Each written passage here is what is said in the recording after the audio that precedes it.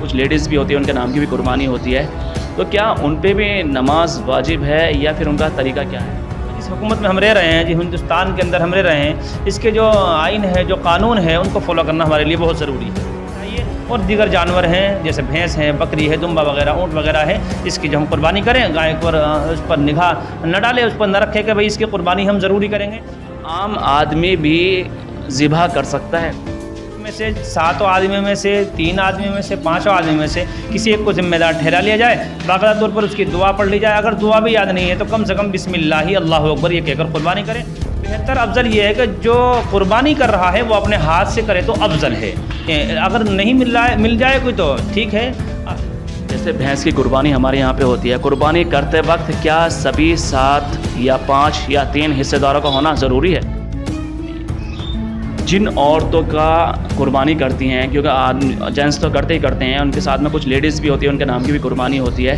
تو کیا ان پہ بھی نماز واجب ہے یا پھر ان کا طریقہ کیا ہے؟ دیکھیے، قربانی کے لیے یہ تو ضروری ہے کہ عید الاضحیٰ کے دن جب نماز ہو تو اس کے مردوں کے لیے بہتر یہ ہے اور صحیح بھی یہی ہے، سنت سے بھی ثابت ہے کہ عید کی نماز سے پہلے قربانی نہ کریں۔ لیکن جب عورتوں کا نمبر آتا ہے، اگر کوئی عورت بھی قربانی کر رہی ہے تو کیونکہ آپ صلی اللہ علیہ وسلم کے زمانے میں عورتیں نماز پڑھا کرتی تھی، لیکن کسی وجہ سے، شاید پردے کی وجہ سے،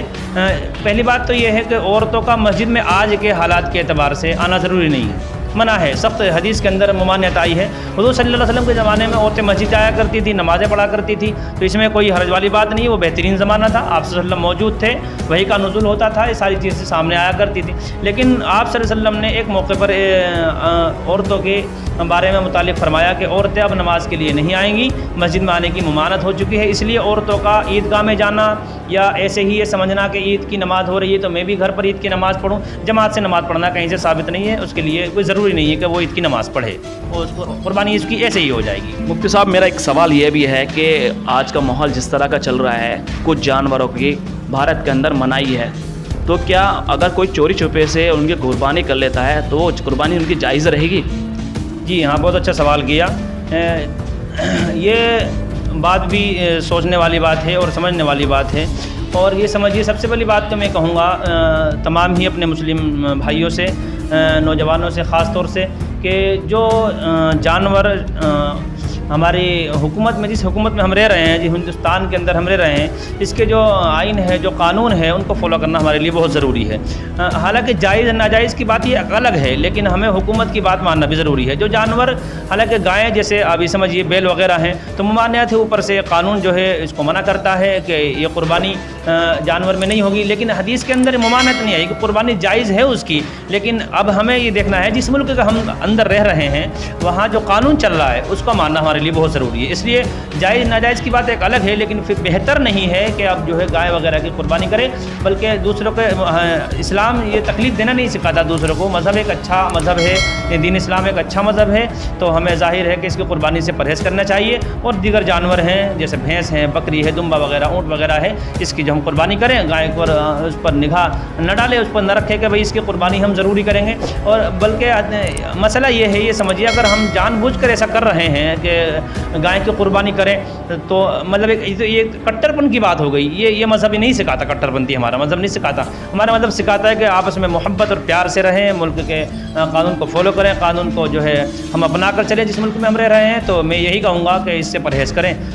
باقی جانوروں کی قربانی آپ کریں۔ اچھا، ایک مسئلہ اور کھڑا ہوتا ہے عموماً طور پہ، جب قربانی کا وقت ہوتا ہے تو اس ٹائم پہ حافظ یا مولانا لوگ کم دکھائی دیتے ہیں، کیونکہ بڑا ماحول ہوتا ہے، بڑا ایریا ہوتا ہے اور لوگ باغ، تو کیا عام آدمی بھی ذبح کر سکتا ہے؟ جی ہاں، بہت اچھا سوال کیا۔ عام آدمی نہیں، بلکہ بہتر تو یہ ہے جو حصہ کر رہا ہے، جو قربان کر رہا ہے، مثلا جیسے سمجھیے بڑا جانور ہے تو اس میں 7 حصے ہوتے ہیں، 5 حصے ہوتے ہیں، 3 بھی کر لیتے ہیں، لیکن بہتر یہ ہے اس میں سے 7 آدمیوں میں سے 3 آدمیوں میں سے 5 آدمیوں میں سے کسی ایک کو ذمہ دار ٹھہرا لیا جائے، باقاعدہ طور پر اس کی دعا پڑھ لی جائے، اگر دعا بھی یاد نہیں ہے تو کم سے کم بسم اللہ اللہ اکبر یہ کہہ کر قربانی کریں۔ بہتر افضل یہ ہے کہ جو قربانی کر رہا ہے وہ اپنے ہاتھ سے کرے تو افضل ہے۔ اگر نہیں مل جائے کوئی تو ٹھیک ہے. یہ اصل میں علماء اور حفاظ کرام کو اس لیے تلاش کرتے ہیں بھائی یہ پڑھے لکھے ہوتے ہیں, دعائیں وغیرہ ان کے یاد ہوتی ہے, شروع میں پڑھی جانے والی آخر میں پڑھی جانے والی دعائیں یاد ہوتی ہیں, اس لیے ان سے قربانی کراتے ہیں. لیکن بہتر افضل یہی ہے کہ عام آدمی کوئی بھی اپنی قربانی کر سکتا ہے, بسم اللہ اللہ اکبر کہہ کر پڑھ لے, اور نہ ہو تو پھر معلومات کر کے, ابھی تو کئی دن باقی ہیں ہمارے عید الاضحیٰ کے, دعا معلوم کر لے کہ یہ دعا پڑھی جاتی ہے, کون سی دعا پڑھی جاتی ہے, تو وہ ظاہر ہے کہ علماء آپ کو بتائیں گے, ان سے رجوع کریں. جیسے بھینس کی قربانی ہمارے یہاں پہ ہوتی ہے, قربانی کرتے وقت کیا سبھی 7 یا 5 یا 3 حصے داروں کا ہونا ضروری ہے؟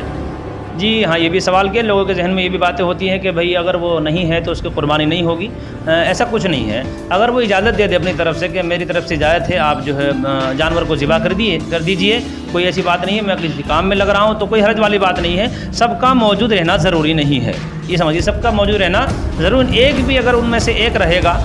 تو اگر سب اجازت دے دیں تو قربانی ہو جائے گی. کچھ مسئلے اس طرح کے ہوتے ہیں, خاص کر کے بکرا کی جب قربانی کرتے ہیں تو اس میں بہت زیادہ سامنے پیش آتے ہیں, کیونکہ کچھ غیر مسلم بھی ہوتے ہیں اس میں جو میٹ سے پرہیز نہیں کرتے ہیں اور وہ میٹ کھانا پسند کرتے ہیں. تو کیا قربانی کا جو گوشت ہے وہ ہم غیر مسلم کو دے سکتے ہیں؟ جی ہاں, یہ بھی سوال ہے, آپ نے اچھا سوال کیا. دے سکتے ہیں, اس میں کوئی حرج والی بات نہیں ہے. لیکن یہ پتہ ہونا چاہیے جس کو ہم دے رہے ہیں وہ قربانی کے گوشت کو اس کی بے حرمتی نہیں کرے گا, پھینکے گا نہیں, یا ایسے ہی جیسے کہ ان کا جو جانور ہوتا ہے جو ہمارے یہاں بالکل حرام ہے, اس کے اوپر جو ہے اس کو نہ ڈالے, اس کو نہ کھلائے, یا کوئی اور اس کی بے حرمتی نہ کرے. مقصد یہ ہے کہ بے حرمتی نہیں ہونی چاہیے اس کی. تو دے سکتے ہیں, کوئی حرج والی بات نہیں ہے. پکا کر دیں, بہتر یہ ہے کہ پکا کر کھلائیں. اگر کوئی کھانا چاہتا ہے تو اس میں کوئی ممانعت نہیں ہے, دے سکتے ہیں. جس کے پاس اتنا مال ہے کہ وہ قربانی آرام سے کر سکتا ہے لیکن باوجود اس کے وہ قربانی نہیں کرتا, تو ان کے لیے کیا حکم ہوتا ہے؟ ہاں, یہ آپ نے بہت اچھا سوال کیا, یہ بہت اچھا سوال کیا آپ نے. حدیث میں آیا ہے من وجد ساعۃ فلم یضحی فلا یقربن مسللا. اللہ کے نبی صلی اللہ علیہ وسلم نے فرمایا جو شخص صاحب استطاعت وسعت ہونے کے باوجود قربانی نہیں کرتا ہے اس کے لیے آپ صلی اللہ علیہ وسلم کی بڑی سخت وعید ہے. فرمایا کہ ایسا شخص جو قربانی کر سکتا ہے باوجود قربانی اور مال ہونے کے اس کے پاس قربانی نہیں کرتا, تو اللہ کے نبی صلی اللہ علیہ وسلم نے فرمایا کہ جو شخص صاحب حیثیت ہو, صاحب وسعت ہو, صاحب نصاب ہو, قربانی نہ کرے کہ وہ میری عیدگاہ کے قریب نہ جائے.